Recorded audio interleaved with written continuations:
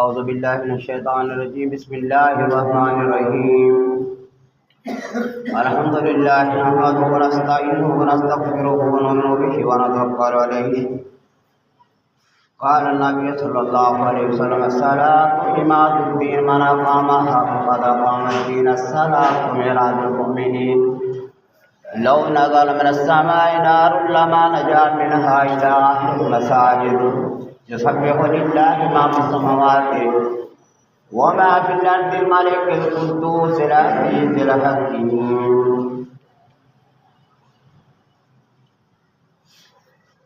سبحان الله والحمد لله ولا إله إلا الله والله أكبر ولا حول ولا قوة إلا بالله العلي العظيم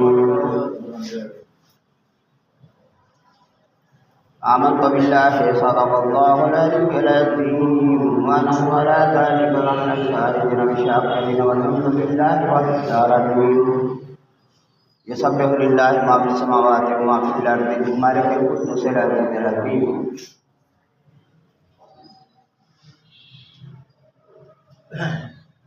رب اشرح لي صدري ويسر لي أمري واحلل عقدة من لساني يفقهوا قولي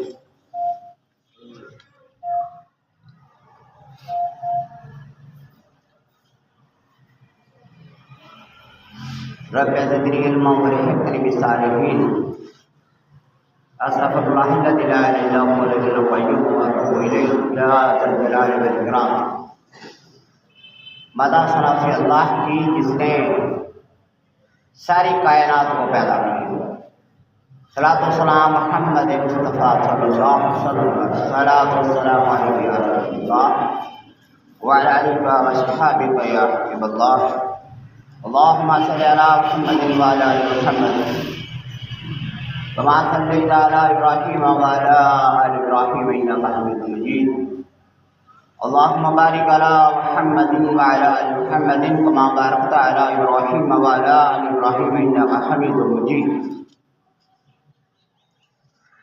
نبی پاک صلی اللہ علیہ وسلم پر درود پاک پڑھنا فرمایا فإنها تكشف الحمود یہ غموں کو دور کرتا ہے ڈپریشن کو دور کرتا ہے مایوسی کو دور کرتا ہے آدمی ٹینشن کا شکار ہے تکشف الہموم والغم غم و حزن کو دور کرتا ہے نبی کا درود پڑھنا وتکثر الارزاق اور رزق میں اضافہ کرتا ہے وتقضی الحوائج ساری حاجتوں کو پورا کر دیتا ہے بھائی یہ وہ عبادت ہے کہ نماز روزہ حج زکوٰۃ کے بارے میں آپ کو شک ہے لیکن درود پاک ایسی عبادت ہے کہ اللہ تعالیٰ اس کو ہر حالت میں قبول کرتا ہے سبحان اللہ ان اللہ و ملائکتہ یصلون علی النبی بے شک اللہ اور اس کے فرشتے نبی پاک پر صلاۃ و سلام پڑھتے ہیں اے مومنو تم بھی پڑھا کرو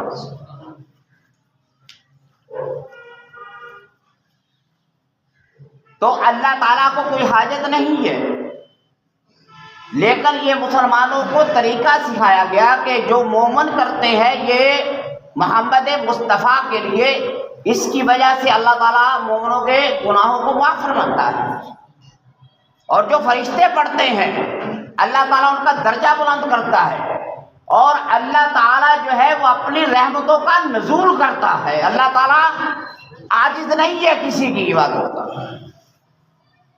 لیکن یہ رحمت کا نبی علیہ الصلوۃ والسلام پہ نزول کا بھیجنا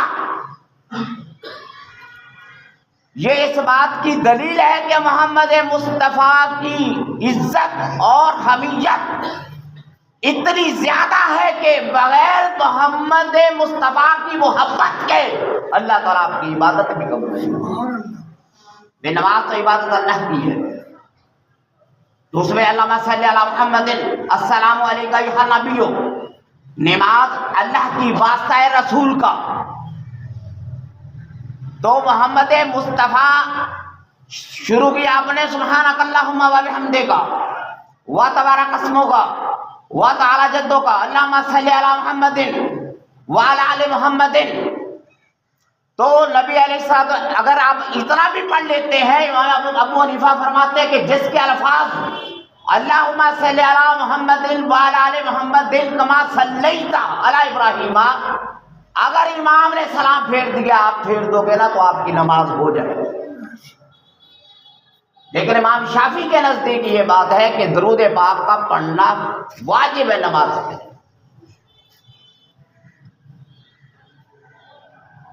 بھائی نماز کا اختتام ہے یہ. اور پھر فرمایا کہ درود پاک کے بعد دعائیں پڑھا کرو. حضرت ابو بکر صدیق کو دعا سکھائی کہ اللہم انی ظلمت نفسی ظلما کثیرا، اے اللہ میں نے اپنے نفس پر ظلم کیا اور اگر تو مجھے معاف نہیں کرے گا تو میں گھاٹا پانے والی ہوں.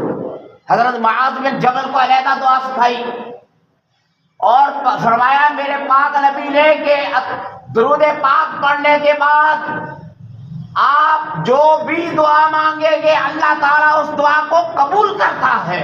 آپ پڑھا کرو. اگر آپ کو ضرورت ہے رزق کی واللہ خیر الرازقین پڑھ لیا کرو، ان اللہ والرزاق ذو القوۃ المتین پڑھ لیا کرو. نہیں آتا تو یا رزاق 7 مرتبہ پڑھ لیا کرو، کیونکہ سب کا کہنا غلط ہو سکتا ہے لیکن محمد مصطفیٰ کی آواز ایسی ہے کہ اللہ تعالیٰ اس کو قبولیت کا درجہ دیتا ہے اور محمد مصطفیٰ کی دعا جو ہے وہ قبول اللہ تعالیٰ کرتا ہے. یہ دعا ہے سکھائی گئی. رب اجعلنی مقیم الصلاۃ ومن ذریتی، اے اللہ مجھے قائم رکھ، میری آل اولاد کو قائم رکھ، نماز پر قائم رکھ. صرف اپنے لیے نہیں کی، ابراہیم علیہ السلام نے اپنے آل اولاد کے لیے فرمایا قال انی جاعلک للناس اماما، میری اولاد میں سے امام بھی بنا، ہدی للناس تاکہ لوگوں کو ہدایت ملے. اب آل ابراہیم، آل اسحاق، آل اسماعیل، ان کے اندر اتنے پیغمبر آئے، تقریباً 40 سے لے کر 70,000 پیغمبر حضرت اسحاق علیہ السلام کے اندر سے، اور بنی اسماعیل میں سے صرف محمد مصطفیٰ صلی اللہ علیہ وسلم ایک نبی ہے. تو آل ابراہیم، آل اسحاق، آل یعقوب، آل ابراہیم. اب آل ابراہیم، آل ابراہیم، آل اسماعیل، اس کے اندر سے محمد مصطفیٰ. لیکن اس سے پہلے بھی جتنے پیغمبر آئے منظر ایک ہی تھا. قال یا قوم اعبدوا اللہ ما لکم من الہ غیرہ، اے لوگو اللہ کی عبادت کرو، بتوں کی پوجا چھوڑ دو. لقد ارسلنا نوحا الی قومہ، نوح علیہ السلام اور ہود علیہ السلام، شعیب علیہ السلام کا یہی پیغام تھا. قال یا قوم اعبدوا اللہ، اے لوگوں اللہ کی عبادت کرو، غیروں کی عبادت کو چھوڑ دو. بھائی ہود علیہ السلام کی وہ منکر، لوط علیہ السلام کی قوم اللہ کے حکام کو نہیں مانا، شعیب علیہ السلام کی قوم کام توڑتی ہے، راہزنی کرتی ہے. پیغمبر دن رات ان کے لیے دعا کرتے ہیں لیکن وہ بھی اللہ کی نافرمان ہوئی. پھر اس کے بعد اللہ تعالیٰ نے ہود کے بعد، شعیب کے بعد حضرت صالح علیہ السلام کو بھیجا. وَإِلَىٰ ثَمُودَ أَخَاهُمْ صَالِحًا قَالَ يَا قَوْمِ اعْبُدُوا اللَّهَ مَا لَكُم مِّنْ إِلَٰهٍ غَيْرُهُ، اے لوگوں اللہ کی بندگی کرو، غیروں کی بندگی چھوڑ دو. اب قوم تو لگی ہوئی تھی بت پرستی پر. وہ کہتے اے صالح علیہ السلام تجھے کیا ہو گیا ہے، دیوانہ ہو گیا ہے؟ ہمارے آبا و اجداد جس کی عبادت کرتے تھے ہم ان بتوں کی عبادت کریں گے، ہم سورج کی عبادت کریں گے، ہم تاروں کی عبادت کریں گے، ہم ستاروں کی عبادت کریں گے. لیکن صالح علیہ السلام نے کہا کہ نہیں، صرف ایک اللہ کی عبادت کرو، غیروں کی عبادت کو چھوڑو. کہتے تو جو اگر بڑا پیغمبر ہے، دانائی ہے، کہتا میں اللہ کی طرف سے مبعوث ہوا ہوں، اللہ نے مجھے بھیجا ہے، تو پھر ایسے کر، ہمیں کوئی اپنا معجزہ دکھلا۔ فرمایا کیا چاہتے ہو؟ بڑے 9 قبیلے تھے، وہ کہنے لگے کہ صالح علیہ السلام سے کہ اس پہاڑ کے اندر سے اونٹنی برآمد ہو۔ بھائی سوال دیکھو قوم کا، اور وہ بچہ بھی دے، فوراً چراگاہ بھی بن جائے۔ تو بھائی جب قوم نصیحت کو، بات کو نہیں مانتی، اس وقت کرامت اور معجزہ دکھانا پڑتا ہے۔ اب حالت ایسی ہو گئی، کیا ہوا؟ فرمایا یا اللہ یہ قوم ہٹ دھرمی اور ضد پہ اتری ہوئی ہے، یہ کہتی ہے اللہ تعالیٰ نے حکم دیا، اور 4000 سال پہلے اللہ تعالیٰ فرماتے ہیں کہ صالح علیہ السلام سے کہ تو آج دعا مانگ رہا ہے، میں نے 4000 سال پہلے اس پہاڑ کے اندر اس اونٹنی کو پیدا کیا ہوا ہے۔ یہ ناقۃ اللہ ہے، ہذہ ناقۃ اللہ آیت، ناقۃ اللہ ہے اللہ کی اونٹنی، ناقۃ اللہ ہے، یہ عیسیٰ روح اللہ ہے، داؤد خلیفۃ اللہ ہے، اسماعیل ذبیح اللہ ہے، ٹھیک ہے۔ او بھائی دیکھو ہذہ ناقۃ اللہ ہے۔ فرمایا کہ لوگوں میں نے اونٹنی کو نکالا ہے، یہ میرا معجزہ ہے اللہ کی طرف سے، اور 1 دن 2 دن 3 دن 4 دن 5 دن 6 دن 7 دن 8 دن 400 سال تک اونٹ نہیں گئی، اور اتنا دودھ دیتی تھی پورے کا پورا علاقہ جو ہے انہوں نے گھی بنا ڈالے، مکھن بنا ڈالے، کھویا بنا دیا۔ 1 دن باری ان کی تھی، اور فرمایا کہ شربم والاکم شرب معلوم، 1 دن اونٹنی پانی پیے گی لیکن اس دن آپ کی باری نہیں ہوگی۔ 1 دن اونٹنی پانی پیتی ہے چشمے سے، پھر دوسرے دن اتنا دودھ دیتی ہے وہ کہ لوگ بالٹیاں بھر کے اپنے گھروں کو لے جاتے ہیں۔ اللہ تعالیٰ نے فرمایا وَلَا تَمَسُّوهَا بِسُوءٍ، برائی کا ارادہ نہیں کرنا اس سے۔ اگر تم برائی کا ارادہ کرو گے، وہ قوم بڑی عیاشی سے زندگی گزارتی رہی، کچھ سرنڈر کر گئی، جھک گئی۔ پھر ایک دن حضرت صالح علیہ السلام نے کہا کہ تمہارے اندر ایک ایسا بچہ پیدا ہونے والا ہے، 9 گھروں کے اندر 9 بیویوں میں، ان میں سے ایک بچہ پیدا ہوگا جو ساری قوم کی تباہی کا سبب بن جائے گا۔ بھئی آپ دیکھو نا، بچہ ایک کے ہاں بچہ نہیں تھا، دوسروں کے جتنے بچے انہوں نے ڈسپوزل کر دیے، 8 بچے انہوں نے پریگننسی کو ختم کر دیا، لیکن اللہ نے جس کو زندہ رکھنا تھا اس عورت کے ہاں بچہ نہیں تھا، وہ بچہ پیدا ہوا، اور اس کے بعد وہ بچہ بڑا ہوا، اس کا نام تھا قدار بن سکت۔ اب پتا کیا ہوا، یہ برائی اور بے حیائی چلتی چلتی ایسی آئی، یہ بڑا ہوا، اور وہ بچہ بھی اصل میں جانا نہیں چاہتی تھی، دوسری عورتیں بھی کہتی تھی کہ یہ ہمارا بچہ نہیں، یہ ناجائز ہے، لیکن اس کی ہاں اولاد نہیں تھی۔ بچہ پیدا ہوا، شرابی، عیش و عشرت میں زندگی گزارنے والا، بڑا ہوا، کھلنڈرا پن پیدا ہوا، جتھے بنا لیے اور پروپیگنڈا شروع کر دیا پیغمبر کے خلاف۔ پتہ کیا ہوتا ہے، حسد پیدا ہو جاتا ہے، ایک آدمی کسی منصب پر ہونا لوگوں کو نظر نہیں آتا، کسی کے پاس پیسہ ہو حسد پیدا ہوتا ہے، یا اللہ گھر جانے سے پہلے اس کی ٹانگیں ٹوٹ جائے، اس کے کروڑوں روپے ڈوب جائے۔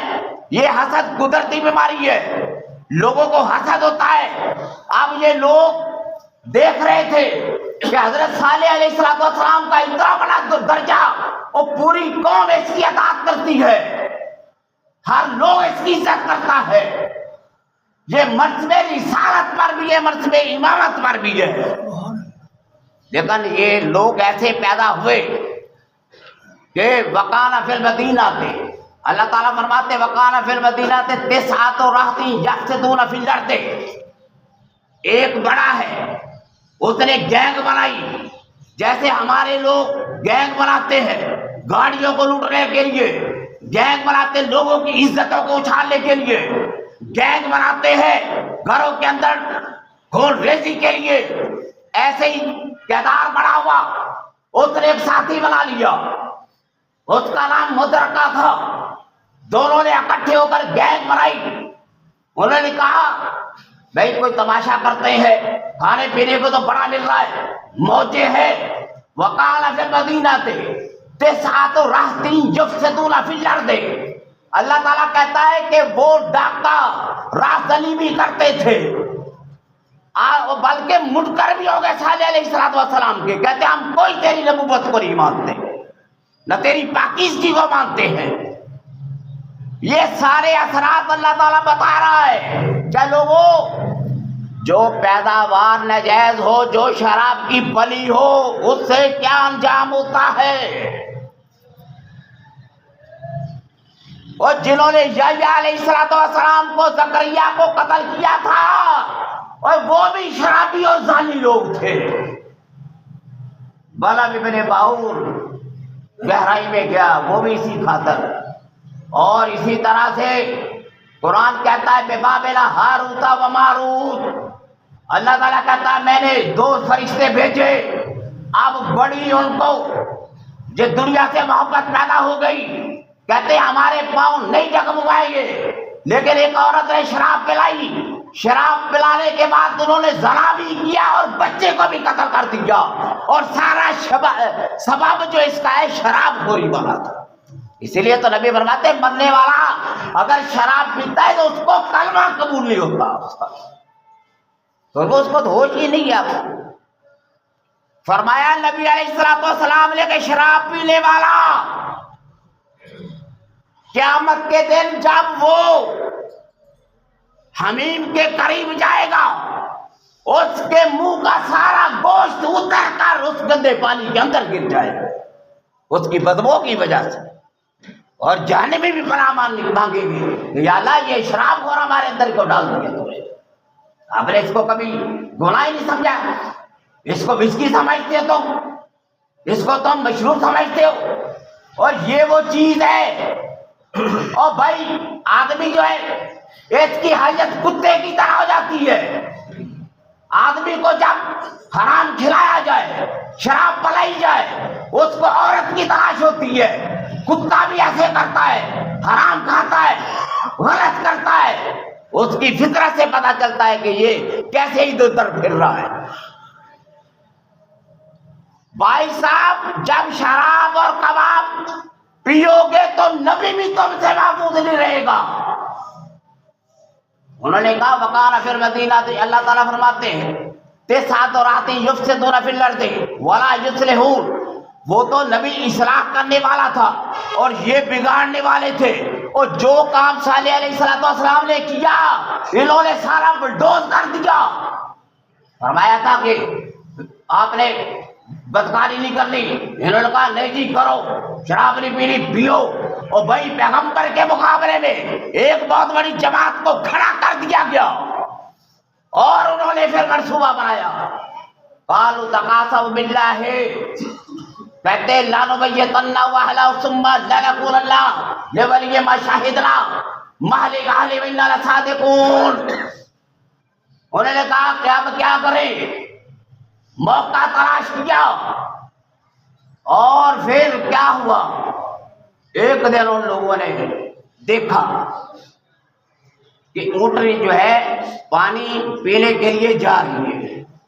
سارے لوگ، قرآن میں تو ذکر ہے وقانا فی المدینہ تھے، تیسا تو شہر کے اندر 9 آدمی تھے جن کی آنکھوں پہ پٹیاں بندھی ہوئی تھی، جو پیغمبر کے مقابلے میں آئے، اور انہوں نے کیا کیا؟ پانی پینے کے لیے جب اونٹنی گئی تو قیدان نے مارا اس کو تیر، وہ یہاں پہ لگا جا کر گر پڑی. پھر اس کے بعد جو مدرکہ تھا اس نے ٹانگیں کاٹ دی، جیسے اوزار ہوتے ہیں لوہے کے. فعقروا الناقۃ واتوا عن امر ربہم، اللہ تعالیٰ کہتے ہیں فعقروا الناقۃ ہذہ ناقۃ اللہ آیۃ، اوے اللہ کی اونٹنی تھی وہ، اور جس کو اللہ کہتا ہے کہ میری اونٹنی ہے، اور پیغمبر کا جس کے ساتھ بھی تعلق ہے جنت میں جائے گا. اصحاب کہف کا کتا جو ہے اصحاب کہف کے ساتھ جنت میں جائے گا. اسماعیل کا دمبا بھی جنت میں جائے گا. حضرت موسیٰ علیہ السلام کا عاصا بھی جنت میں جائے گا. محمد مصطفیٰ جہاں پہ کھڑے ہو کر خطاب کیا کرتے تھے، وہ جو درخت تھا کھجور کا وہ رونے لگ پڑا. اس طرح حنانا اسے کہتے ہیں. اللہ تعالیٰ کہتا میں تجھے جنت کا درخت بناؤں گا قیامت کے دن جا کر. اور یہ نسبتیں ہے پیغمبر کا تعلق جس کے ساتھ ہوا. اللہ تعالیٰ فرماتے ہیں کہ اگر جانور کے ساتھ بھی ہوا میں نیک لوگوں کے ساتھ ان کو جنت میں داخل کروں گا. ہذہ ناقۃ اللہ ہے، یہ اللہ کہتا ہے میری نشانی ہے. عیسیٰ روح اللہ ہے، اللہ تعالیٰ فرماتے ہیں کہ عیسیٰ میری روح ہے، میرا حکم تھا تو میں نے اسے خدا بنا دیا، میرا امر نہ ہو تو عیسیٰ پیدا نہیں ہو سکتا تھا. قدرت ہے کہ میاں بیوی کے درمیان صحبت میں بچہ پیدا ہوتا ہے، لیکن بغیر باپ کے پیدا کرنا، باپ اور ماں ان کے گریڈینٹ سے بچہ پیدا ہو، یہ قانون فطرت ہے. اور بغیر باپ کے پیدا ہو تو یہ اللہ کی فطرت ہے. اللہ تعالیٰ کہتا ہے یہ خدا نہیں ہو سکتا تو میں نے خدا بنا دیا. فعقروا الناقۃ واتوا عن امر ربہم وقالوا یا صالح ائتنا، آگے سے تڑی لگائی، کہتے ہیں کیا ہوا؟ ختم کرو، لے آؤ عذاب جو لانا چاہتے ہو. تو کس عذاب کیا ہمارے ساتھ تم نے؟ کہتے تھے اللہ کا عذاب آ جائے گا. وقالوا یا صالح ائتنا فاتنا، جلدی کرو بھائی. اللہ کا غضب اترا، اونٹنی بیچاری مر گئی. اللہ کی نشانی تھی. اللہ تو کہتا لا تمسوا بسوء، برائی کے ساتھ اس کو ارادہ ملا کرنا برائی کا اس کے ساتھ. ان لوگوں نے تو ٹانگیں کاٹ دی. واتوا عن امر ربہم وقالوا یا صالح ائتنا، لے آؤ عذاب. پھر کیسا عذاب آیا؟ ایسا ریح فیہا عذاب علیم تدمر کل شیء بامر ربہا، ایسا عذاب آیا. اللہ تعالیٰ کہتا ہے کہ ہر ایک چیز کو پھاڑ دیا اس نے، ایسی تند و فغض. تو قرآن میں آتا ہے انا ارسلنا علیہم صیحۃ، اتنی انا ارسلنا علیہم صیحۃ، چنگاڑ آئی، ہوا چلی، فکانوا کہشیم المحتضر. اللہ تعالیٰ نے زمین کو پلٹ دیا اور سارے لوگوں کو ایسے بنا دیا جیسے یہ بادل ہوتے ہیں، روئی کے گالوں کی طرح سبھی کو کر دیا. ایک بات سارے اللہ تعالیٰ نے رگڑ دیے. جو اللہ کے مقابلے میں آئے گا اللہ تعالیٰ ویسا ہی سلوک کرے گا اس کو. انا ارسلنا علیہم صیحۃ واحدۃ وإلی ثمود أخاهم صالحا قال یا قوم اعبدوا اللہ. لوگوں آپ کو پتہ نہیں ہے یہ جو پیغمبر ہے اللہ کے راستے میں دعوت دینے والے کتنی تکلیفیں برداشت کی، گھر بار چھوڑے، بچے سولیوں پہ چڑھا دیے گئے، ہجرتیں کی گئی اور لوگوں نے گھروں سے نکال دیا.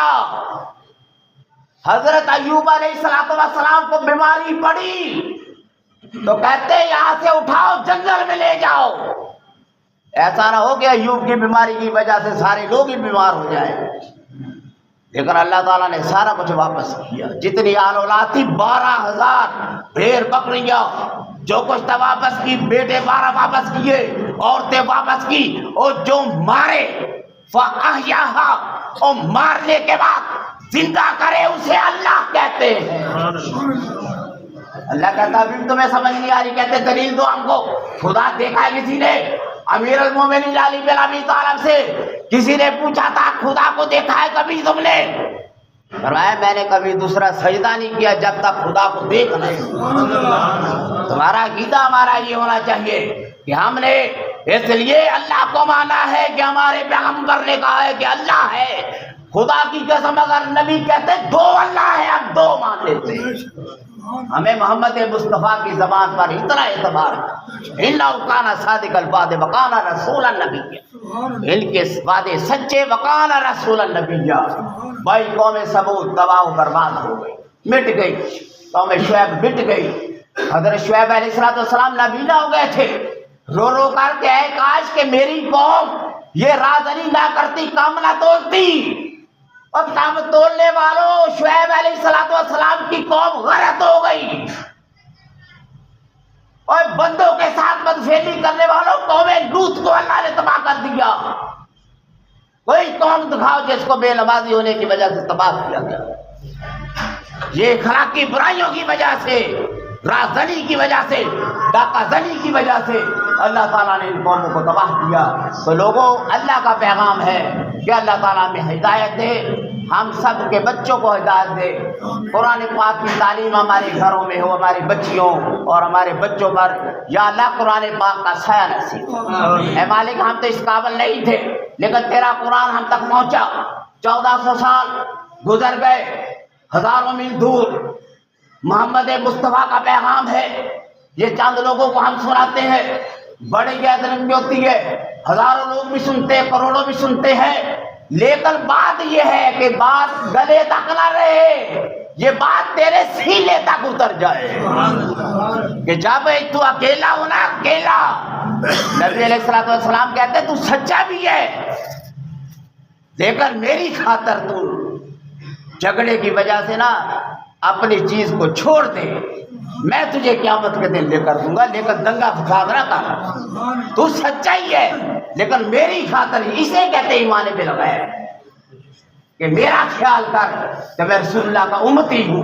اور جس نے ایک پیغام کو سمجھا اللہ جل شانہ انشاءاللہ تعالی اس کو قیامت کے دن ایک پیغام نبی کا. فرمایا جس نے غائبانہ طریقے پر دیکھا بدکاری کرنے لگا ہے لیکن فرمایا کہ اللہ نے روکا ہے نہیں کرنی, ایک ثواب کی وجہ سے اللہ تعالیٰ سے جنت میں لے. اللہ سے دعا ہے.